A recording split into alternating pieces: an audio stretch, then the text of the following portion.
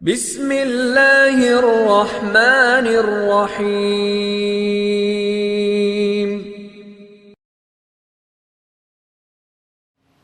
الحمد للہ وکفا والصلاة والسلام علی سیدنا المصطفیٰ وعلی آلہ الطیبین الطاہرین الاولیاء وعلی آلہ واصحابہ واہل بیتہ ورفقاء، اما بعد فاعوذ باللہ السمیع العلیم من الشیطان الرجیم، بسم اللہ الرحمن الرحیم۔ وَإِذَا سَأَلَكَ عِبَادِي عَنِّي فَإِنِّي قَرِيبٌ أُجِيبُ دَعْوَةَ الدَّاعِ إِذَا دَعَانِ فَلْيَسْتَجِيبُوا لِي وَلْيُؤْمِنُوا بِي لَعَلَّهُمْ يَرْشُدُونَ۔ آمنت باللہ صدق اللہ مولانا العظیم وبلغنا رسولہ النبی الکریم الامین المکین ونحن علی ذلک لمن الشاہدین والشاکرین والحمد للہ رب العالمین۔ یا ربی بالمصطفیٰ اوفی مقاصدنا واغفر لنا ما مضى یا واسع الکرم۔ ان اللہ وملائکتہ یصلون علی النبی یا ایہا الذین آمنوا صلوا علیہ وسلموا تسلیما۔ الصلاۃ والسلام علیک یا سیدی یا رسول اللہ، الصلاۃ والسلام علیک یا سیدی یا حبیب اللہ، الصلاۃ والسلام علیک یا سیدی یا شفیع المذنبین وعلی آلک واصحابک یا سیدی یا رحمۃ للعالمین۔ اللہ جل وعلا کی بارگاہ صمدیت میں انتہائی عاجزانہ حمد و ثنا کا نذرانہ عقیدت و الفت پیش کرنے کے بعد حضور نبی رحمت ختمی مرتبت مصطفیٰ جان رحمت صلی اللہ تعالی علیہ وآلہ وسلم کی بارگاہ عرفہ و عالی شان میں انتہائی عاجزانہ درود و سلام کا نذرانہ پیش کرنے کے بعد انتہائی واجب الاحترام ذوی الاحتشام احباب ذی وقار، رب ذوالجلال کا احسان عظیم جس مالک کائنات نے آپ کو اور مجھے 1445 ہجری کے صفر المظفر کے اس ماہ مبارک میں اپنی بارگاہ میں آنے کی حاضری کی توفیق عطا کی۔ رب ذوالجلال اپنی بارگاہ عالی شان میں ہم سب کی اس حاضری کو قبول و منظور فرمائے۔ صفر المظفر بالیقین نحوست والا مہینہ نہیں ہے، مسلمان اسے منحوس نہیں سمجھتا۔ کوئی مہینہ، کوئی عشرہ، کوئی ہفتہ، کوئی دن منحوس نہیں ہے، بلکہ ہر وہ دن مسلمان کے حق میں نحوست والا اور منحوس ہے جس دن کے اندر وہ اللہ تعالیٰ کی اطاعت و فرما برداری نہیں کرتا، رب ذوالجلال کے حقوق کو پامال کرے یا حقوق العباد کو پامال کرے، اللہ کے بندوں پر، اس کی مخلوقات پہ ظلم کرے اور ان کے حقوق پہ ڈاکہ ڈالے۔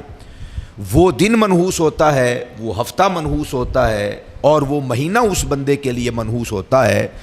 لیکن جب انسان اپنی طاقت و بساط کے مطابق نیک اعمال کرتا رہے اور رب ذوالجلال کی بندگی کرتا رہے تو بالیقین اجتماعی طور پر کسی بھی بندے کے لیے اجتماعیت کو مد نظر رکھتے ہوئے کوئی ہفتہ، کوئی عشرہ، کوئی مہینہ، کوئی سال نحوست والا نہیں ہوتا۔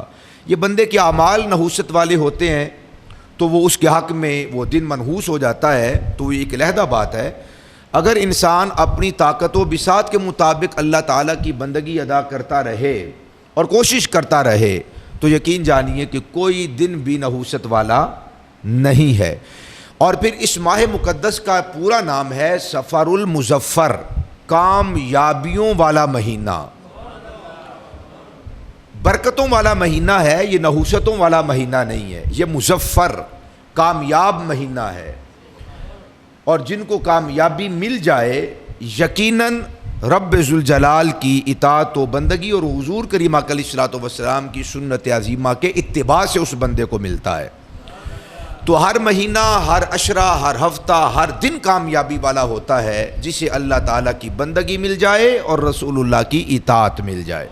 اللہ تعالیٰ ہمیں بھی اپنے کامل بندوں میں شمار فرمائے اور ہمیں ان میں داخل ہونے کی توفیق عطا فرمائے۔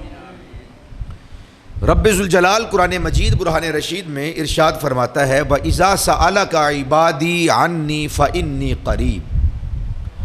اے محبوب صلی اللہ علیہ وسلم، جب آپ کے دربار میں میرے بندے حاضر ہو کر میرے بارے میں پوچھیں تو آپ ارشاد فرما دیں فَإِنِّي قریب، میں رب ذوالجلال اپنے بندوں کے قریب ہوں۔ رسول اللہ صلی اللہ علیہ وسلم کے دربار میں حاضر ہوں۔ اب جسے حضور کے دربار تک رسائی مل جائے تو اسے یقین کرنا چاہیے کہ جسے مصطفیٰ مل گئے اسے خدا مل گیا، اور جسے حضور نہ ملے اور حضور کا در نہ ملا اسے سب کچھ بھی ملا تو اسے کچھ نہ ملا۔ تو فرمایا جب آپ کے دربار میں میرے بندے آ کر میرے بارے میں پوچھیں تو آپ فرما دیں کہ اے اللہ کے بندو، اللہ تو تمہارے قریب ہے۔ دربار رسالت مآب تک پہنچنا یہ اپنی اس کی لذات ہیں، اپنی کیفیات ہیں، اور یہ عجیب مستی اور کیفیت ہے کہ حضور کے دربار تک پہنچا جائے۔ اور میں نے عرض کیا کہ جو حضور کے دربار تک پہنچا در حقیقت وہ خدا کے دربار تک پہنچا، لیکن حضور کے دربار میں بیٹھ کر جو مزے کی بات ہے، قرآن جس کی طرف ہماری دعوت ہمیں دے رہا ہے اور ہماری توجہ کو پھیر رہا ہے، وہ قابل غور مقام یہ ہے، فرمایا آپ کے دربار میں آ جائیں، آپ کے دربار میں بیٹھ کر وہ آپ کے رب کے بارے میں پوچھیں کہ اللہ کہاں ہے۔ دربار رسالت مآب مل جائے، حضور کے پاس آ جائیں اور حضور کے پاس آ کر مصطفیٰ جان رحمت سے پوچھا جائے کہ محبوب بتائیے ہمارا خدا کہاں ہے، وہ کیسے ملتا ہے، اس سے تعلق اگر بنانا ہو تو کیسے تعلق بنتا ہے، اس کی ذات، اس کے کرم اور الطاف و عنایات سے وابستہ ہونا چاہے کوئی بندہ تو آقا بتا دے وہ فارمولہ کیا ہے کہ اللہ کی رحمت سے بندہ وابستہ ہو جائے۔ فرمایا اپنے عقل کے گھوڑے مت دوڑانا، مت خیال کرنا کہ تم اللہ تک پہنچ جاؤ گے اور تمہاری رسائی اللہ کے دربار تک ہو جائے گی۔ فرمایا ایسا نہ کرو، قرآن بتاتا ہے کہ جسے بھی اللہ کا پتہ چاہیے وہ میرے محبوب کے دروازے پر آ جائے، میرے محبوب سے پوچھے کہ اللہ کیسے ملتا ہے۔ تلاش کرنے والوں نے اللہ کو تلاش کیا، جان توڑ کوشش کی کہ اللہ ہمیں مل جائے، وہ ذات کے جو اس ساری کائنات کو چلانے والا، اس ساری کائنات کو بنانے والا، اس ساری کائنات کے نظام کو سنبھالنے والا ہے۔ اس اللہ کے دیدار کے لیے اور اس کے معرفت کے لیے، اس کی پہچان کے لیے، اسے پانے کے لیے لوگ سرگرداں ہوئے، اور یہی وجہ ہے کہ انہوں نے حضور کا دامن نہیں پکڑا تھا۔ تلاش تھی کہ اللہ مل جائے تو کسی نے اپنا دل پتھروں کے ساتھ لگا لیا، کوئی اپنی ذات درختوں کے حوالے کر بیٹھا، کسی نے اتنے بڑے سورج کو دیکھا کہ کائنات کو روشن کرتا ہے، اس کا بندہ بن گیا، کسی نے چاند کی ملائمت کو دیکھا، اس کے میٹھی کرنوں کو دیکھا اور اس کی وہ مدہوش کر دینے والی اس کی مٹھاس بری روشنی کو دیکھا، اپنا آپ اس کے حوالے کر دیا۔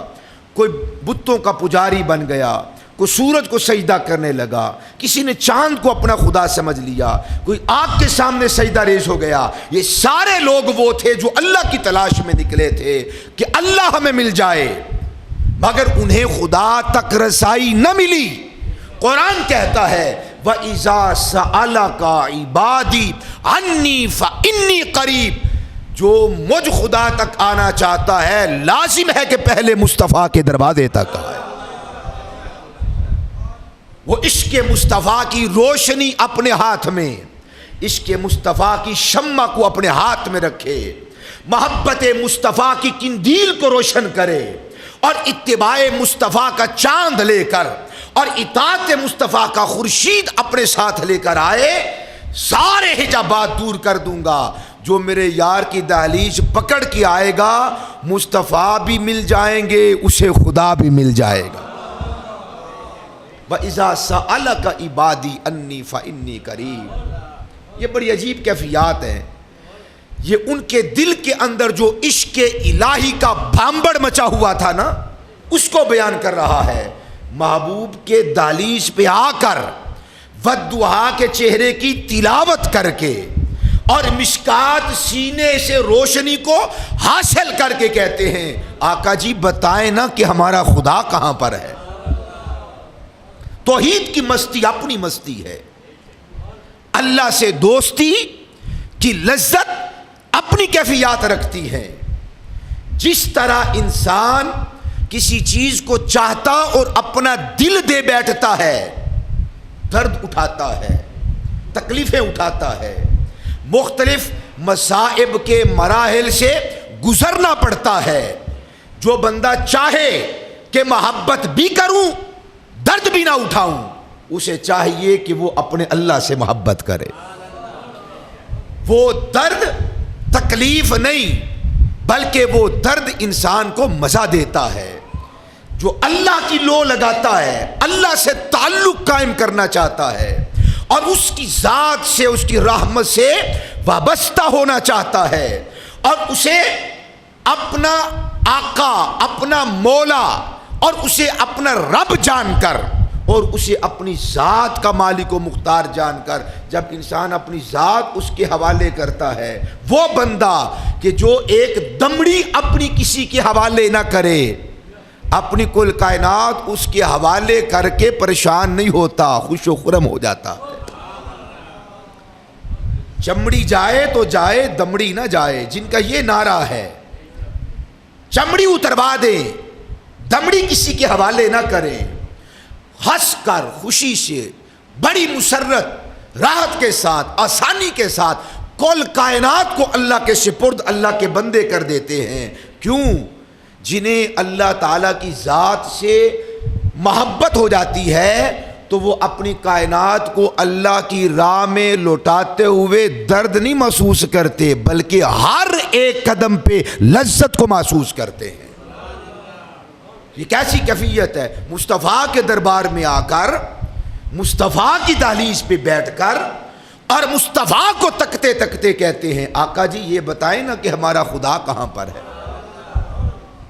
آج ہماری محافل، ہماری مجالس اور ہمارے خطبات محبت الہی اور قرب الہی جیسے عظیم ترین عناوین سے خالی ہو چکے۔ ہم ان کو اپنا موضوع سخن ہی نہیں بناتے۔ ہم خیال یہ کرتے ہیں کہ اللہ تعالیٰ کی محبت معاذ اللہ، لوگوں کا یہ خیال ہے شاید کہ اس کی کوئی ثانوی حیثیت ہے، نہیں، سب کا مرجع، ساری محبتوں کی انتہا، حتیٰ کہ عشق مصطفیٰ کی انتہا بھی جہاں پہ جا کے بس ہو جائے اور رک جائے یا کامل و اکمل ہو جائے، وہ محبت خدا ہے۔ کہ جس آقا سے ہم پیار کرتے ہیں اس آقا سے تو پوچھو کہ وہ کس سے عشق کرتا ہے۔ ان کا مرکز کون ہے محبت کا؟ ان کی دعاؤں کا مرکز کون ہے؟ ان کے سجدوں کا مرکز کون ہے؟ ان کے لمبے لمبے قیاموں کا مرکز کون ہے؟ کون ہے وہ ذات کس کے عشق میں ذات رسالت مآب کے پاؤں سوج جایا کرتے تھے؟ امت کا غم تھا، عشق مصطفیٰ کے دل میں اللہ کا تھا۔ امت کی غم خاری کی خاطر پاؤں سوج جاتے، جہاں یہ غم خاری تھی وہاں پر عشق الہی بھی تھا اور معجزن تھا۔ اور مصطفیٰ جان رحمت کی جب نگاہ اٹھی تو مخلوق کی طرف نہیں اٹھی، مریدوں کی طرف نہیں گئی، جب بھی نگاہ اٹھی ہے تو اللہ کی طرف اٹھی ہے۔ جو ہمارے آقا ہیں، جو ہمارے مالک و مختار ہیں، جو سارے نبیوں کے تاجدار ہیں، ان کی بھی محبت و عشق کا مرکز ہے محبت خدا۔ یہ اتنا بڑا موضوع ہے اور اتنا ضروری موضوع ہے، خدا کی عزت کی قسم، جسے اللہ سے محبت ہو جائے، اللہ سے دوستی ہو جائے، اللہ سے تعلق بن جائے، ہے توجہ؟ جن لوگوں سے کی اللہ سے دوستی ہو جائے، اللہ سے تعلق بن جائے، اور اللہ تعالیٰ کی محبت میں جو لوگ ورفتہ ہو جائیں، ساری محبتیں ایسوں کی مرید ہو جاتی ہیں، اور وہ ذات اللہ سبحانہ و تعالیٰ کی مراد بھی ہوتی ہے، اور اللہ کی ذات کا ارادہ بھی کرنے والی ہوتی ہے۔ ان کے دربار کے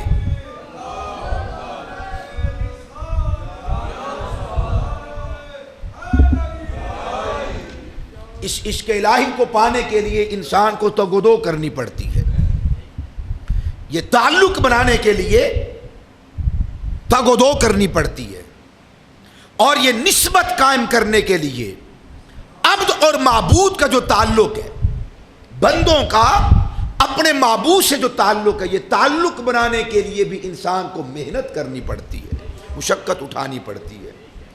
اور وہ مشقت کیا ہے؟ اپنے خیالات کو پاک کرنا پڑتا ہے۔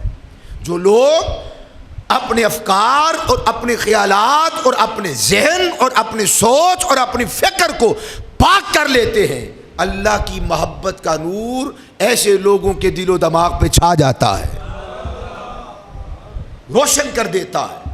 پھر وہ صرف اس جہاں کو نہیں، وہ ہر جہاں کو یوں دیکھتے ہیں اللہ تعالیٰ کی عطا سے۔ کیوں؟ وہ محبت الہی سے سرشار ہو جاتے ہیں۔ ایسی روشنی ملتی ہے کہ بڑے سے بڑی رکاوٹ اور بڑے سے بڑا حجاب اور بڑے سے بڑا پردہ حائل نہیں ہوتا۔ محبت الہی جسے مل جاتی ہے، حجابات اٹھ جاتے ہیں، اللہ تعالیٰ ساری کائنات کو اس در کا سائل بنا دیتا ہے۔ جو اللہ تعالیٰ کا ارادہ کرتا ہے اور کسی چیز کا ارادہ نہ کرے، سارا جہاں اس بندے کا ارادہ کرتا ہے۔ کیوں؟ کہ وہ اللہ کا ارادہ کر بیٹھتا ہے۔ اللہ تعالیٰ نے اپنے حبیب صلی اللہ علیہ وسلم سے ارشاد فرمایا ایسے لوگوں کے بارے میں جن کا مطمع نظر، جن کا اٹھنا، جن کا بیٹھنا، جن کا کھانا، جن کا پینا، جن کا سونا، جن کا تعلق قائم کرنا، نسبتیں بنانا، رشتہ بنانا، قائم کرنا اللہ کے لیے ہو جاتا ہے۔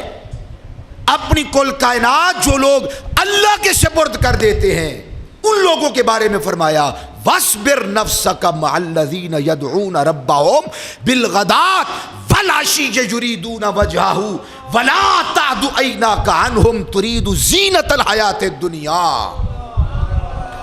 فرمایا محبوب یہ بندہ ہمارا ارادہ کر بیٹھا ہے، اب اپنی نگاہ کرم کو اس سے نہ ہٹاؤ۔ محبوب یہ ہمارا ہو گیا ہے، اب آپ اس سے اپنا دامن نہ چھڑاؤ۔ محبوب یہ ہمیں اپنا دل دے بیٹھا ہے، کائنات لٹا بیٹھا ہے میری راہ کے اندر، اس نے میرا ارادہ کر لیا ہے۔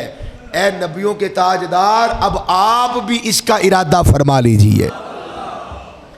یریدون وجہہ ولا تعد عیناک عنہم، فرمایا یہ تو اللہ کی رضا کا ارادہ کرتے ہیں، یہ اللہ کی رضا کو چاہنے والے ہیں، یہ ہمیں دل دے بیٹھے اور اپنے دل کے ہر روئے پر، ہر گوشے پر اور اپنے دل کے ہر پرزے پر میری محبت کی انہوں نے مہر لگا لی ہے، سب کچھ میرے لیے لوٹا بیٹھے ہیں۔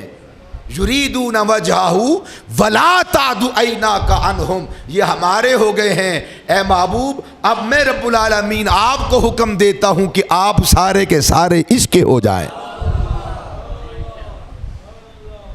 جو لوگ دنیا کے پیچھے بھاگتے ہیں، مال کے پیچھے بھاگتے ہیں، کو مال کا بھوکا ہے تو مال کو چاہتا ہے، دنیا کا بھوکا ہے دنیا کو چاہتا ہے، عزت کا بھوکا ہے عزت کو چاہتا ہے، شہرت کا بھوکا ہے تو اس کے پیچھے بھاگتا ہے اور جوتے اتار کر بھاگتا ہے۔ مجھے کرسی مل جائے، مجھے عزت مل جائے، مجھے اونچی سیٹ مل جائے، مجھے کار بنگلہ مل جائے، کوٹھی مل جائے، مال مل جائے، مجھے آسائشیں مل جائے، راحت مل جائے۔ اور سارے لوگ میرے سامنے ہاتھ باندھ کر کھڑے ہوں، میرے متعلقین، خاندان، قبیلے والے، اہل علاقہ، محلے والے، وہ جھک کر مجھے سلام کریں اور کوئی بھی مجھے کانڈ نہ کرے، آواز پست رکھے، اونچا نہ کرے، کسی مجھے دیکھ کر کسی کے ماتھے پہ شکن اور بل نہ آئے، وہ دیکھیں تو سراپا عز و نیاز ہو جائیں۔ کوئی شہرت کا بھوکا، کوئی عزت کا بھوکا، کوئی مال کا بھوکا، کوئی دولت کا بھوکا، کوئی سیٹ کا بھوکا، کوئی اقتدار کا بھوکا، کوئی حکومت کا بھوکا، کسی کو کوئی بھوک اور کسی کی کوئی بھوک، کوئی کسی کے لیے بھاگتا ہے۔ جو بندہ اللہ کو چھوڑ کر اللہ کے ماں سوا کے لیے بھاگتا ہے، ہر وہ چیز اس بندے کو اپنے پیچھے بھگاتی ہے۔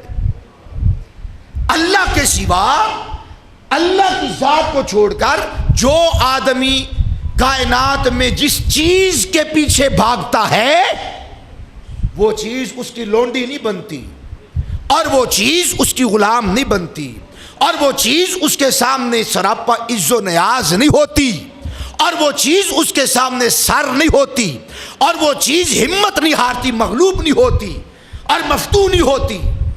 بلکہ جو بندہ اللہ کو چھوڑ کر ما سوی اللہ کے پیچھے بھاگتا ہے، وہ چیز اسے اپنے پیچھے بھاگنے پہ مجبور کر دیتی ہے، تھکا دیتی ہے، ہرا دیتی ہے۔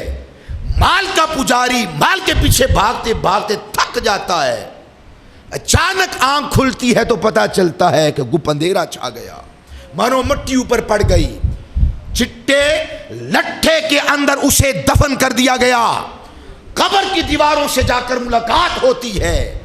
کتنے قبرستان میں وہ لوگ ہیں جو بھوکے تھے شہرت کے، اقتدار کے، بھوکے تھے کرسی کے، بھوکے تھے عزت کے، اور پجاری تھے وہ مال اور دولت کے۔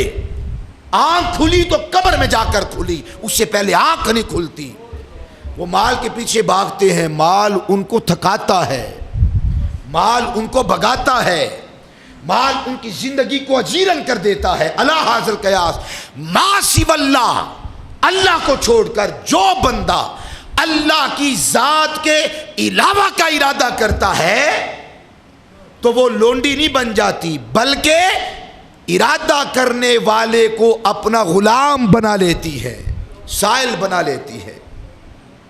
کبھی آپ اس کا تجربہ کریں، جب سورج چڑھ رہا ہو نا اور خوب اس میں تمازت آ جائے، چاشت کا وقت جسے کہتے ہیں، زوال سے پہلے چاشت کے وقت آپ میدان میں چلے جائیں، آپ میدان میں چلے جائیں اور اس سورج کو کنڈ کر دیں، اس سورج کو آپ کنڈ کر دیں، آپ پیچھے ہوں گے، آپ کا سایہ آگے ہوگا۔ کیوں؟ آپ نے اپنے اصل فوکس کو، جہاں سے نور ملنا تھا، جہاں سے روشنی ملنی تھی، جو ہدایت کا مرکز تھا، جہاں سے ہدایت ملنی تھی، مثال دے رہا ہوں، آپ نے تو اس کو کنڈ کر دی۔ اب وہ ہماری ذات ظلمات بن کر، ہماری ذات سایہ بن کر آگے کی طرف دوڑتی ہے۔ آپ اس کو پکڑیے، آپ اس کو سر کرنا چاہیں، آپ اس سائے کو ہرانا چاہیں، آپ اس سائے پر قابو پانا چاہیں، آپ اس سائے کے اینڈ پہ پہنچنا چاہیں، بھاگتے جاؤ، خدا کی قسم نہیں پہنچ سکو گے۔ بس ایک یو ٹرن ہے، باقی ہر یو ٹرن بیکار ہے، باقی ہر یو ٹرن باطل ہے، باقی ہر یو ٹرن جہنم میں لے جانے والا ہے۔ ایک یو ٹرن ہے، جب سایہ آگے کی طرف بھاگ رہا ہو، مت بھاگو اس کے پیچھے، اپنا رخ بدل دو، اپنا رخ بدل دو۔ دنیا کا پجاری دنیا کے پیچھے بھاگنا چھوڑ دے، یو ٹرن لے، فیصلہ کرے، ایک لمحے کے لیے بس خدا کی طرف متوجہ ہو جائے۔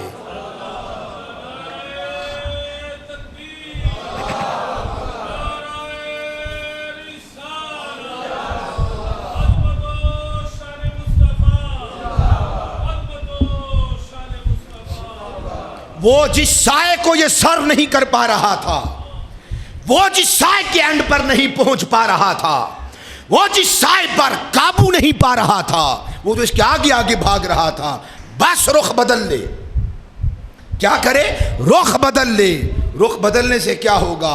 ہدایت کی طرف چہرہ ہو جائے گا، اور وہ سایہ جو پہلے آگے آگے بھاگ رہا تھا ہاتھ باندھ کے آپ کے پیچھے چلنے پہ مجبور ہو جائے گا. مثال دی ہے صوفیاء نے. کیا مطلب ہے اس کا؟ ما سوی اللہ کو چھوڑ کر اللہ کی ذات، اس کی رحمت اور اس کے چہرہ ذوالجلال کا ارادہ ترک کر کے کائنات کی جس بھی چیز کی طرف بھاگو گے وہ تمہیں اپنا غلام اور لونڈی بنا لے گا. وہ بھاگے گا، آپ کو بگائے گا، آپ کو تھکائے گا، آپ کے قابو نہیں آئے گا. ہاں محنت نہیں کرنی پڑتی، بس فوراً سے پہلے فیصلہ کرے، اپنے قدموں پہ گھوم جائے، ما سوی اللہ کو چھوڑ دے، ما سوی اللہ کو پشت کر دے، اللہ کی طرف رجوع لے آئے. اللہ پوری کائنات کو فوراً سے پہلے اس کے قدموں میں ڈال دیتا ہے. ما سوی اللہ سے مراد ہے کہ اللہ اور اللہ تعالیٰ کی چاہت کو چھوڑ کر اللہ کی ذات اور اللہ کی ذات کی جو چاہت ہے ان کو چھوڑ کر جو کچھ ہے وہ اللہ کا غیر ہے، وہ ما سوی اللہ ہے. بتائیے اللہ نے اپنے محبوب سے محبت کی یا نہیں کی؟ تو مصطفیٰ ما سوی اللہ نہیں ہے، وہ اللہ کا غیر نہیں ہے. اس اعتبار سے اللہ کی اطاعت جو کرنا چاہتا ہے قرآن 20 مقام پر بتاتا ہے، او کائنات والو اللہ کی اطاعت کرنا چاہتے ہو ہاتھ باندھو میرے محبوب کے پیچھے چلو. جو اللہ کا ارادہ رکھتا ہے میرے محبوب تک آ جائے، محبوب کی اتباع کر لے، محبوب کے اٹھنے بیٹھنے کی طرح اپنا اٹھنا بیٹھنا بنا لے. میں اٹھنے سے پاک ہوں، میں بیٹھنے سے پاک ہوں، میں کھانے پینے سے پاک ہوں، معاشرت سے پاک ہوں. اپنی ذات مصطفیٰ کے تابع کر دے. یہ اللہ کا غیر نہیں ہے، یہ اللہ کی محبتوں کا مرکز ہے. اسی طرح اولیاء ہیں، اللہ کے بندے ہیں، صالحین ہیں. تو ما سوی اللہ کا مطلب ہے کہ جس کو اللہ نہ چاہے وہ ما سوی اللہ ہے، بھلے وہ کوئی بھی ہے. جس کو اللہ نہ چاہے وہ اللہ کا غیر ہے، جس کو اللہ چاہے وہ تو اللہ کے محبوب ہیں، وہ تو اللہ کے قریبی ہیں، وہ تو اللہ کے مقرب ہیں، وہ تو اللہ کے پیارے ہیں، وہ تو اس کی رحمتوں کا مرکز ہیں. پھر بھلے وہ گارے اور مٹی اور پتھر سے بنا ہوا گھر ہی کیوں نہ ہو، وہ بھی اللہ کی رحمتوں کا مرکز بن جاتا ہے. زمانے والوں کے لیے وہ کعبے کا اعزاز پاتا ہے. یہ اللہ کی محبت کا مرکز ہے. تو فرمایا وَإِذَا سَأَلَكَ عِبَادِي عَنِّي فَإِنِّي قَرِيبٌ.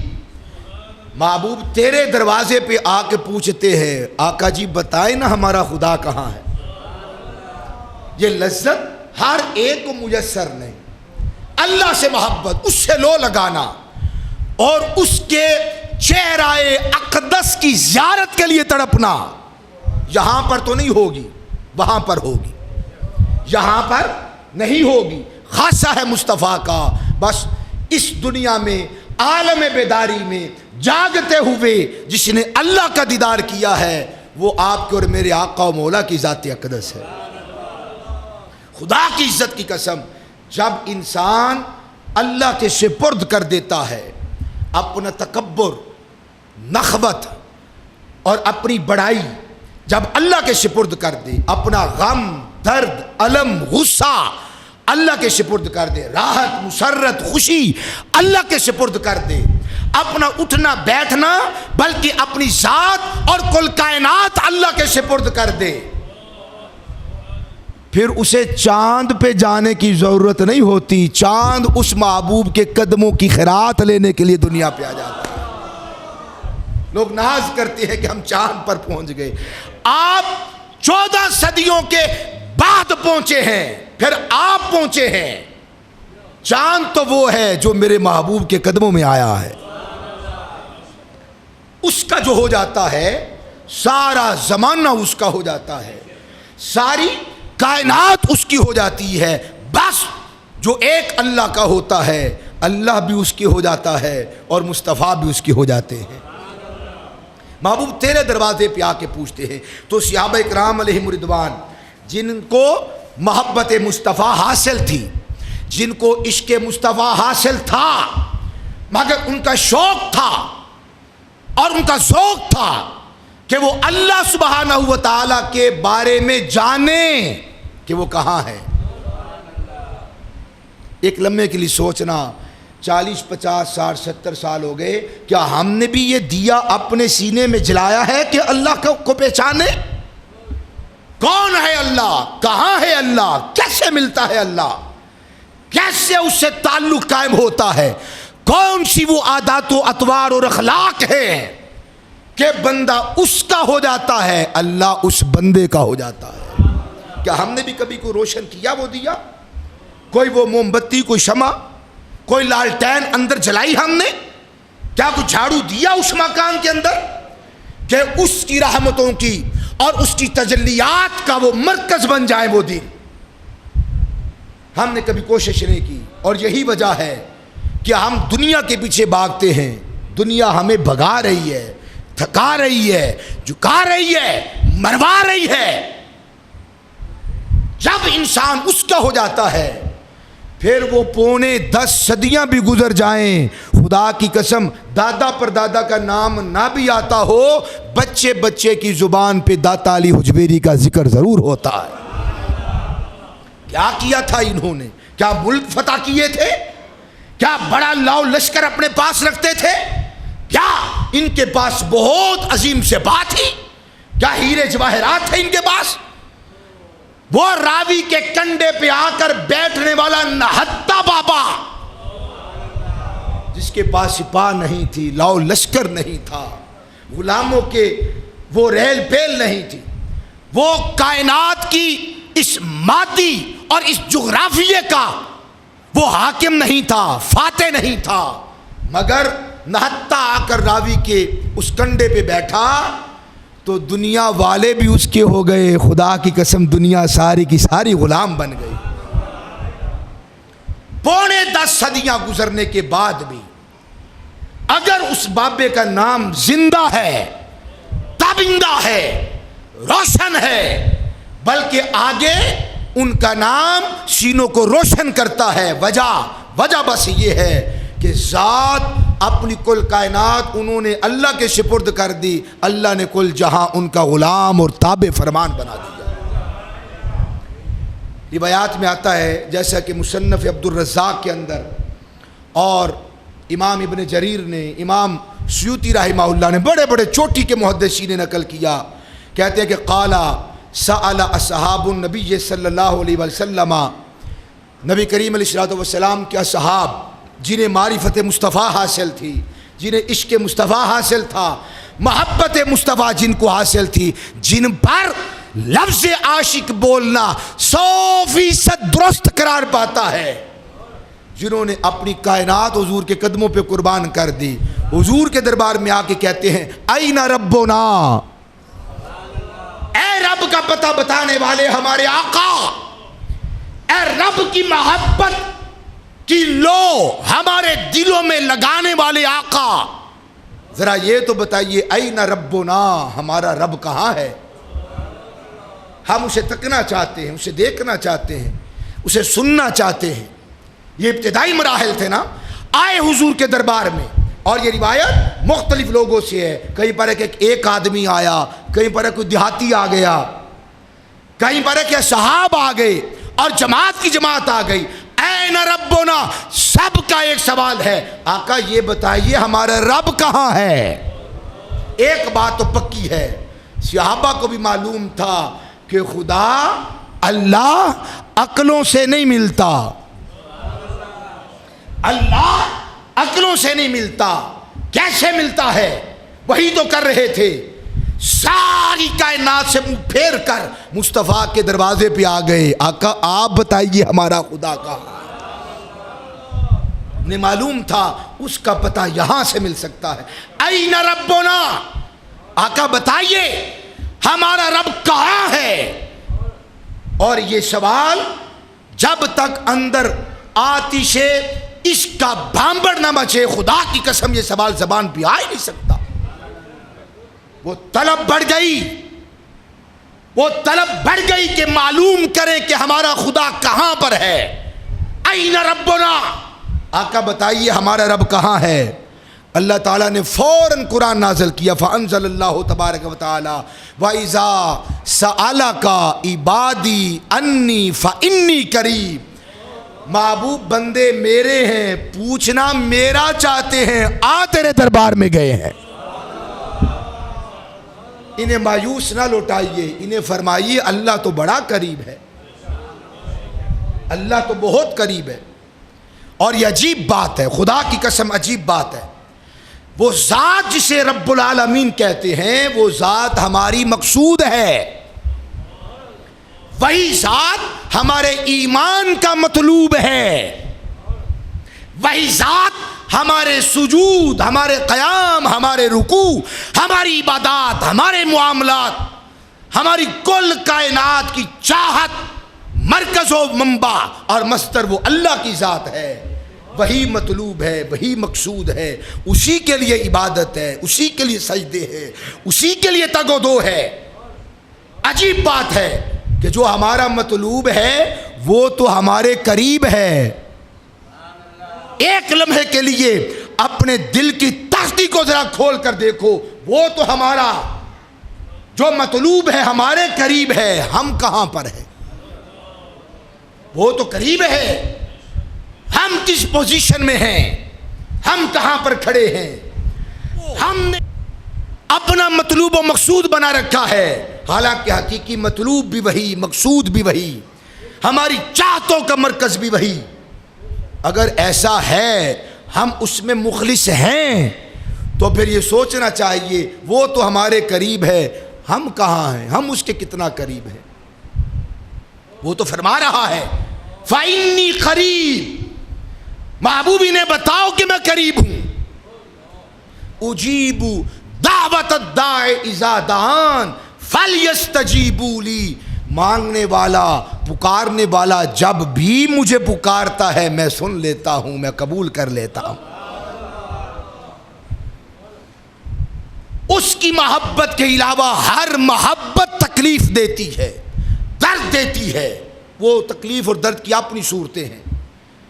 آدمی اپنی اولاد سے محبت کرتا ہے، اولاد سامنے کھڑی ہو جاتی ہے، اولاد آنکھیں نکالنے لگتی ہے، اولاد کا ہاتھ ہمارے گریبان تک آ جاتا ہے، اولاد ہمیں کچھ نہیں سمجھتی، اولاد ہمیں کنڈ کر کے چلنا اپنے لیے فخر سمجھتی ہے، اولاد ہمیں جھکانا چاہتی ہے، ہماری اولاد ہمیں اپنا غلام بنانا چاہتی ہے اور خود ہمارے سر پر چڑھ کر بیٹھنا چاہتی ہے.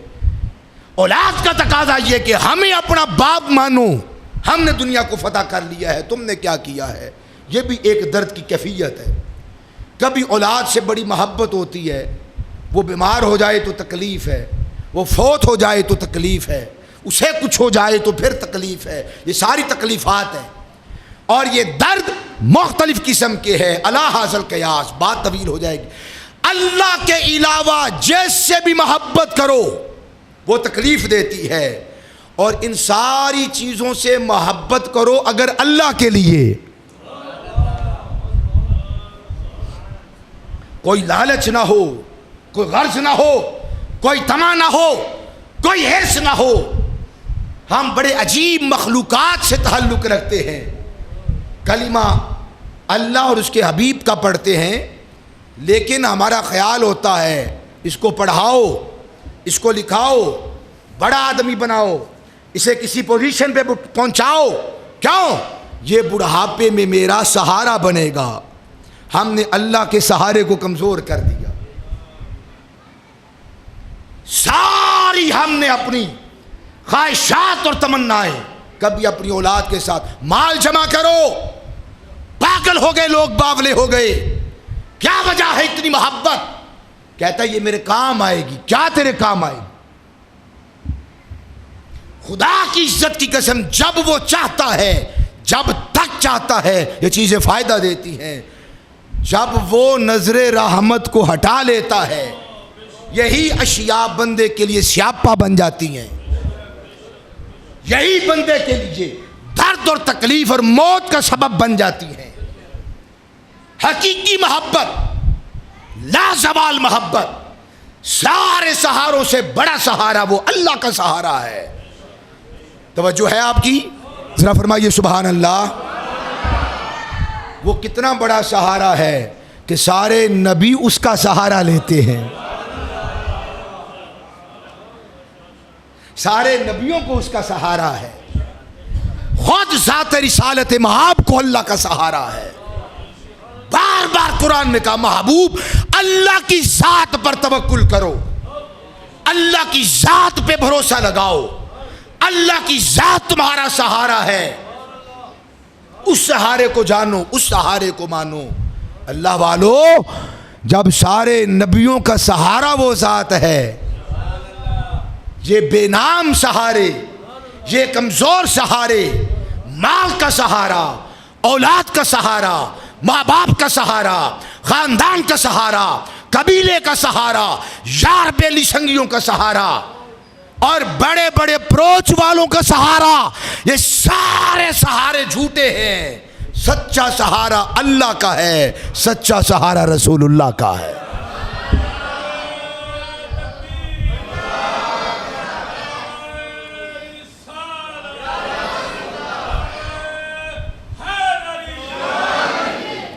رسول اللہ صلی اللہ علیہ وسلم بھی ہمارا سہارا ہیں، مگر اس عقیدے کے ساتھ کہ ان کا سہارا توکل بھروسہ اللہ کی ذات پر ہے، وہ اللہ کے محبوب ہیں، وہ اللہ تعالیٰ کے مقرب ہیں، انہی کی خاطر یہ سارا جہان اور یہ ہست و بود کو رب ذوالجلال نے تخلیق کیا ہے۔ ساری کائنات کے جو روز و شب ہے، لیل و نہار ہے، اسی محبوب کے لیے ہیں، اور اس محبوب نے اپنے رب سے محبت کا حق ادا کیا ہے۔ کبھی کوئی بات اپنی ذات کی غرض اور وجہ سے نہیں فرمائی، جو کہا اس کے لیے کہا، جو کیا اس کے لیے کیا۔ جب محبوب سارے کے سارے اس کے ہیں، اس محبوب کے ساتھ عشق کا دعویٰ کرنے والوں، پھر کیا وجہ ہے ہم نے اس ذات کو چھوڑ دیا ہے؟ وہ ہماری گفتگو میں نہیں ہے، وہ ہماری کتابوں میں نہیں ہے، وہ ہمارے خطابات میں نہیں ہے، وہ ہماری جلوت اور خلوت میں نہیں ہے، وہ ہماری بزم میں نہیں ہے، اس کی طرف سوچ نہیں، رسائی نہیں، ذوق نہیں، شوق نہیں، محبت نہیں اس کو پانے کی۔ حالانکہ سب سہاروں سے بڑا وہ سہارا ہے، اور سب سچے پیار کرنے والوں سے بڑا سچا پیار کرنے والا بھی اللہ ہے۔ حضرت امام ابن ابی شیبہ اپنی مصنف میں اور امام احمد بن حنبل اپنی کتاب الزہد میں حضرت کعب الاحبار سے ایک روایت لے کر آئے۔ حضرت موسیٰ کلیم اللہ علی نبی جنا علیہ الصلوۃ والسلام اللہ تعالیٰ کی بارگاہ میں عرض نیاز ہوئے، اے ربی، اے میرے اللہ، اے میرے پالنے والے، اقریب انت فاناجیک، اے میرے اللہ کیا آپ قریب ہو کہ میں آپ سے سرگوشی کروں؟ ام بعید فانا انادیک، یا آپ دور ہے تیری ذات کہ میں تجھے ندا کروں، تجھے پکاروں؟ اے میرے رب مجھے بتا، تو قریب ہے کہ میں سرگوشی کروں، یا تو دور ہے کہ میں تجھے پکاروں، ندا دوں، آواز دوں تجھے؟ اے میرے رب تو کہاں ہے، قریب ہے یا بعید ہے؟ قال یا موسیٰ، اللہ پاک نے فرمایا اے موسیٰ، انا جلیس من ذکرانی، جو میرا ذکر کرتا ہے میں رب ذوالجلال اس کے ساتھ ہوں، میں اس کے قریب ہوں، میں اس کا جلیس ہوں۔ جلیس کہتے ہیں ساتھ بیٹھنے والے کو، اللہ بیٹھنے سے پاک ہے۔ انا جلیس من ذکرانی، میں اس کے لیے شرط نہیں کہ اس کے سر پہ نبوت کا تاج ہوگا تو میں قریب ہوں گا، ضروری نہیں کہ رسالت کی ردا اس کے بدن پر ہوگی تو میں اس کے قریب ہوں، وہ نیکوکار ہوگا تو میں اس کے قریب ہوں۔ مالک تو کہاں ہے؟ فرمایا جو مجھے چاہتا ہے میں ہر اس چاہنے والے کے قریب ہوں۔ اب یہ غور کرنا ہے کہ ہماری دکان میں کیا اللہ کی چاہت ہے ہمارے ساتھ؟ کاروبار کرتے ہوئے کیا اللہ ہمارے ساتھ ہے؟ کیا کبھی اس کا خیال آیا؟ کیا کبھی اس کی عدالت کا خوف یا محبت؟ اور میرے نزدیک خوف سے بڑا خوف محبت کا خوف ہے، اس سے بڑا کوئی خوف نہیں۔ کہیں وہ نگاہ نہ پھیر لے، کہیں وہ نظر عنایت اور نظر رحمت و کرم و لطف کی نگاہ کو نہ مجھ سے پھیر لے، کہیں وہ ناراض نہ ہو جائے۔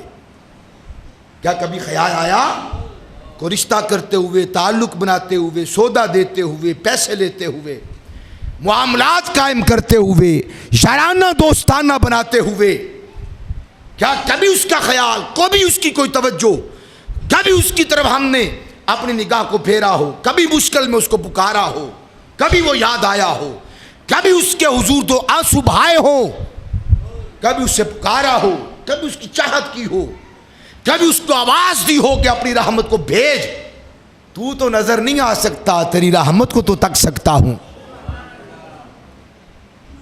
تو حضرت موسیٰ علیہ السلام نے جب پوچھا تو فرمایا آنا جلیس من ذکرانی، وہ کوئی ہے، وہ کہیں ہے، وہ کیسا ہی ہے، بس جو مجھے یاد کرتا ہے، میں رخ اپنی ذات پر پردے نہیں ڈالتا، جو مجھے یاد کرتا ہے میں اس کے پاس ہوتا ہوں۔ کبھی محسوس تو کرے، کبھی یاد تو کریں اسے۔ اللہ اکبر۔ امام ابن بزار، امام بیہقی، امام سیوطی ایک روایت لے کر آئے حضرت انس رضی اللہ تعالیٰ عنہ سے، وہ کہتے ہیں کہ اللہ تعالیٰ، نبی کریم علیہ السلام نے فرمایا، اللہ تعالیٰ ارشاد فرماتا ہے، یقول اللہ تعالیٰ یابن آدم، اے ابن آدم، واحدۃ لی و واحدۃ لک، ایک چیز میرے لیے ہے اور ایک چیز تیرے لیے ہے، وواحدۃ فیما بینی و بینک، اور ایک چیز میرے درمیان اور ایک چیز تیرے درمیان ہے، وواحدۃ فیما بینک و بین عبادی، اور ایک چیز تیرے درمیان اور ایک چیز میرے بندوں کے درمیان ہے۔ یہ تین کلمات اللہ تعالیٰ ارشاد فرماتا ہے اپنے حبیب کو، فرمایا وواحدۃ لی وواحدۃ لک، ایک چیز میرے اور تیرے درمیان ہے، وہ کیا؟ فرمایا تجھ پر لازم ہے کہ تو میری عبادت کرے، میرے ساتھ کسی کو شریک نہ ٹھہرائے۔ جب تو ایسا کرے، سارے سہاروں کو چھوڑ کر جب تو میرا سہارا لے، ساری کائنات سے رخ موڑ کر جب تو میری طرف استقبال کر لے، متوجہ ہو جائے، سجدہ ریز ہو جائے، جب تو ساری غلامی کے توق اتار پھینک کے اور میرا بندہ بن جائے، میرا غلام بن جائے اور میرے ساتھ کسی کو شریک نہ ٹھہرائے، تجھ پر لازم ہے کہ تو میری عبادت کر۔ یہ تیری طرف سے ایک کام ہو گیا، اب میری طرف سے کیا کام ہے؟ فرمایا رب العالمین تجھے اس کی پوری جزا عطا فرماؤں گا، تیری آنکھیں ٹھنڈی ہو جائیں گی، تیرا دل روشن ہو جائے گا، پوری جزا دوں گا تجھے اس بات کی۔ وواحدۃ فیما بینی و بینک، ایک چیز میرے اور تیرے درمیان ہے، وہ کیا؟ فرمایا کہ تجھ پر لازم ہے کہ جب بھی تو مانگے تو مجھ اللہ سے مانگے، جب بھی تو پکارے تو مجھ اللہ کو پکارے،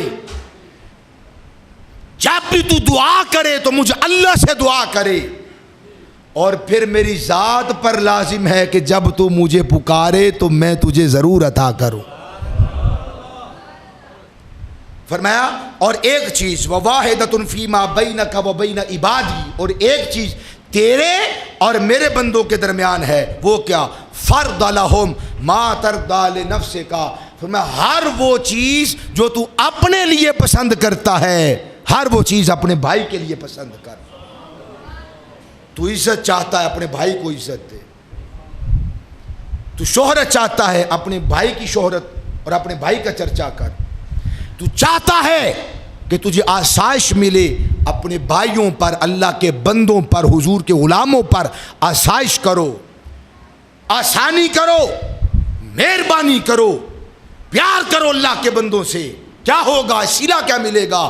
فرمایا تو میرے بندوں سے پیار کرے گا، میں تجھ سے پیار کروں گا۔ بیمار ہو جائے تو اس کی تیمارداری کر۔ یا اللہ کیا ہوگا؟ فرمایا تو بیمار کی تیمارداری کرنے کے لیے اخلاص کے ساتھ جائے گا، غریب کو جا کر سہارا دے گا۔ چودھریوں کے پاس تو میں نے لائنیں لگی ہوئی دیکھی ہیں، لائن میں لگنا پڑتا ہے تیمارداری کے لیے۔ غریب کے پاس جاؤ جس کو کوئی نہیں پوچھتا، جو پسا ہوا اور زمانے کا ٹھکرایا ہوا ہے، جاؤ جا کر اس کی تیمارداری کرو۔ اے اللہ کیا ملے گا؟ فرمایا تیمارداری تو میرے بندے کی کرے گا، میں رب تجھے وہیں پہ ملوں گا۔ جن کا پیٹ بھرا ہوا ہے سب لوگ ان کو کھلاتے ہیں، ان کے خزانے بھرتے ہیں، ان کے خزانے جو پہلے سے جن کے خزانے مملو اور بھرے ہوئے، تحائف ان کے لیے، مہربانیاں ان کے لیے، خزانے ان کے لیے، مال ان کے لیے، دولت ان کے لیے، سب کچھ ان کے لیے، اور غریب کو دے کر گلی بدل لے۔ غریب کے پاس جا جو نانے جمی کے لیے تڑپ رہا ہے، جا کر ایک لقمہ اس کو کھلا دے، مالک کیا ہوگا؟ فرمایا میں تجھے وہیں پہ ملوں گا، میری رضا وہاں پر ہے، میری چاہت وہاں پر ہے۔ بھوکوں کو کھلا، پیاسوں کو پلا، برہنہ لوگوں کو، ننگے لوگوں کو پہنا۔ یہی تصوف ہے، یہی طریقت ہے، یہی شریعت کا معال اور نتیجہ ہے، یہی اللہ کی محبت کی طرف لے جانے والے راستے ہیں۔ ہم نے یہ راستے بند کر دیا۔ آخری بات کرتا ہوں، شیخ شبلی رحمۃ اللہ تعالی علیہ بہت بڑے بزرگ ہیں اور جنید بغدادی کے مرید ہیں۔ خود جنید بغدادی اپنے مرید کے بارے کہتے ہیں کہ لِكُلِّ قَوْمٍ تَاجٌ، ہر قوم کا ایک تاج ہوتا ہے، اور فرمایا کہ اس امت کا تاج جس نے دیکھنا ہو وہ میرے شبلی کو دیکھ لے۔ چوٹی کے محدثین نے دیکھا، جلاء الافہام کے اندر امام ابن قیم نقل کرتے ہیں، امام ابن تیمیہ کے شاگرد ہیں، امام ابن قیم جلاء الافہام کے اندر نقل کرتے ہیں۔ اختصار کرتا ہوں، چوٹی کے محدث ان کے دربار میں شیخ شبلی پہنچے، وہ درس حدیث دے رہے تھے، اور ان کا مزاج یہ تھا، بادشاہ وقت بھی اگر ان کے پاس آتا وہ نگاہ اٹھا کر اس کی طرف نہ دیکھتے، اور بادشاہوں، عاملین اور گورنروں کو ہاتھ باندھ کر گھنٹوں گھنٹوں کھڑا ہونا پڑتا، مگر وہ محدث نگاہ اٹھا کر بھی اس کی طرف نہ دیکھتے۔ شبلی دیوانہ، شبلی مجذوب، زمانہ جس کو پاگل کہتا تھا، وہ شبلی جب ان کی درس حدیث میں آئے تو وہ چوٹی کا محدث ہاتھ باندھ کر شیخ علی بن ابی بکر کھڑے ہو گئے۔ شاگردوں نے پوچھا آج آپ نے ایسا دیوانے کے لیے، مجذوب پاگل بندے کے لیے، بال جس کے پرا گندے ہیں، منہ جس کو کوئی نہیں لگا تو اس کے لیے کھڑے ہو گئے؟ حال یہ ہے کہ بادشاہ کھڑے رہتے ہیں، پاگل کے لیے، دیوانے کے لیے، غریب بندے کے لیے آپ کھڑے ہو گئے۔ ہے توجہ؟ انہوں نے کہا میں نے ویسے ہی کیا ہے جیسے میں نے خواب میں رسول اللہ کو کرتے دیکھا ہے۔ رسول اللہ تشریف فرما تھے، یہی شبلی حضور کے دربار میں حاضر ہوا، عالم خواب میں، عالم رؤیا اور منام کے اندر، یہی پاگل، یہی دیوانہ، یہی مفلوق الحال، یہ غریب الوطن، یہ ندار آدمی مفلوق الحال مصطفیٰ کے دربار میں گیا تو مصطفیٰ نے شبلی کو دیکھا، مصطفیٰ اپنی مسند سے کھڑے ہو گئے، بازو پھیلا دیے، شبلی کو سینے سے لگایا، ماتھے پہ بوسہ دیا، او میرے آقا نے ایسے کیا ہے، میں اس غریب بندے کے لیے ایسا کیوں نہ کروں؟ کہتے ہیں میں نے پوچھا آقا یہ کیوں کیا آپ نے؟ تو حضور نے فرمایا ہر نماز کے بعد یہ پڑھتا ہے لَقَدْ جَاءَكُمْ رَسُولٌ مِّنْ أَنفُسِكُمْ عَزِيزٌ عَلَيْهِ مَا عَنِتُّمْ حَرِيصٌ عَلَيْكُمْ بِالْمُؤْمِنِينَ رَءُوفٌ رَحِيمٌ فَإِن تَوَلَّوْا فَقُلْ حَسْبِيَ اللَّهُ لَا إِلَٰهَ إِلَّا هُوَ عَلَيْهِ تَوَكَّلْتُ وَهُوَ رَبُّ الْعَرْشِ الْعَظِيمِ۔ پھر 3 مرتبہ کہتا ہے صلی اللہ علیہ یا رسول اللہ، اس کا عمل مجھے بڑا پسند ہے، میں نے اس کے لیے اس کا استقبال کیا ہے۔ وہ شیخ شبلی ایک مرتبہ سفر کر رہے تھے سمندر کا، کشتی پہ بیٹھے ہوئے، اور اسی کشتی میں اتفاق دیکھو، اسے سوء اتفاق کہوں یا حسن اتفاق کہوں، میں ابھی تک مخمسے میں کا شکار ہوں، مخمسے کا، سوء اتفاق کہا جائے یا حسن اتفاق۔ ڈاکو بھی اس سفینے میں، کشتی میں موجود، رمضان کا مہینہ، سب لوگوں سے لوٹ لیا، جو جس کے پاس تھا لوٹ لیا، دراہم لے لیے، دینار چھین لیے، جس کے پاس روٹی تھی روٹی چھین لی، جو جس کے پاس تھا چھین لیا۔ تھوڑی دیر گزری، رمضان کا مہینہ تھا، سارے ڈاکوؤں نے اپنے اپنے وہ جو اپنے ساتھ تھیلے لے کر آئے ہوئے تھے ان کو کھولا، اپنا ٹیفن کھولا، دوپہر کا وقت تھا، روٹی کا وقت ہو گیا، وہ کھانے لگے۔ ڈاکوؤں کا سردار اوپر بیٹھا ہوا ہاتھ باندھ کر، نہ کھاتا ہے نہ پیتا ہے، باقی ڈاکو کھا بھی رہے ہیں پی بھی رہے ہیں۔ تو شبلی دیوانے تو تھے مگر کام کی باتیں کرتے تھے نا، سبحان اللہ۔ جنہیں ہم دیوانہ کہتے ہیں وہی تو عقل مند ہیں، جنہیں ہم عقل مند کہتے ہیں وہی دیوانے ہیں۔ وہ مجذوب کھڑا ہوا، جا کر کہنے لگا سارے تیرے ساتھی کھا رہے ہیں، لوٹ لیا تم نے پوری کشتی والوں کو، جو جس کے پاس تھا تم نے چھین لیا، اب سارے کھا رہے ہیں تو کیوں نہیں کھاتا؟ اس نے کہا میرا روزہ ہے۔ اس نے کہا میرا روزہ ہے۔ اس نے کہا اللہ کے بندوں کو لوٹتا ہے، روزہ بھی رکھتا ہے، کیا ماجرا ہے؟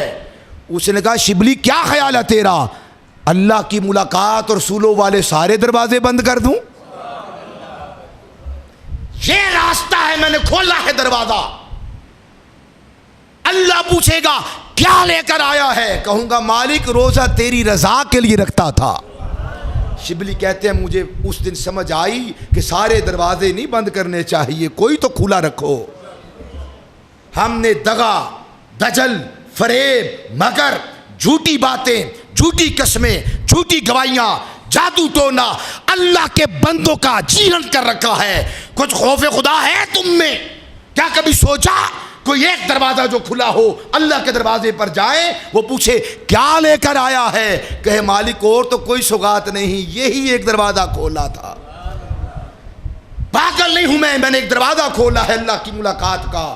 شبلی کہتے کچھ مہینے گزرے، حج کا مہینہ آیا، میں حج کرنے کے لیے گیا تو اس بندے کو دیکھا، اس نے احرام باندھا ہوا تھا، دھاڑے مار مار کر رو رہا تھا اور غنودگی چھائی، تو میں نے دیکھا اس بندے کی اللہ سے یاری ہو گئی ہے، دوست بن گیا ہے اللہ کا۔ باپ اور ماں اور اولاد کو منانا ہو ہزار پاپڑ بیلنے پڑتے ہیں، اللہ کو منانا ہو تو ایک بار بس کہہ دو، ایک بار بس کہہ دو، ایک بار بس اس سے پکار لو، وہ دنیا کائنات کے سارے گناہوں کے پہاڑ ریزہ بنا کر ہواؤں میں اڑا دیتا ہے اور اس گناہگار کو اپنا محبوب اور اپنا دوست بنا لیتا ہے۔ ساتھیو یہ سفر المظفر کا مہینہ، آنے والا ربیع الاول شریف کا مہینہ، اللہ تعالیٰ آنے والے سارے لمحات کو ہمارے لیے بابرکت بنائے۔ مانا کہ ہم بڑے گناہگار، سیاکار اور بڑے ہمارے نامہ اعمال میں جرائم ہیں، مگر وہ دروازے ضرور کھلے رکھو جن سے ہم جائیں اور اللہ کا دیدار کر پائیں۔ رب ذوالجلال نیکیوں کی توفیقات عطا فرمائے، صالحین کا قرب عطا فرمائے، قرآن و سنت کے نور سے ہمارے اذہان اور افکار کو روشن اور منور فرمائے، ساری زندگی اخلاص استقامت کے ساتھ اپنی بندگی کی توفیق عطا فرمائے اور حضور کا کامل اتباع نصیب فرمائے۔ وما علینا الا البلاغ۔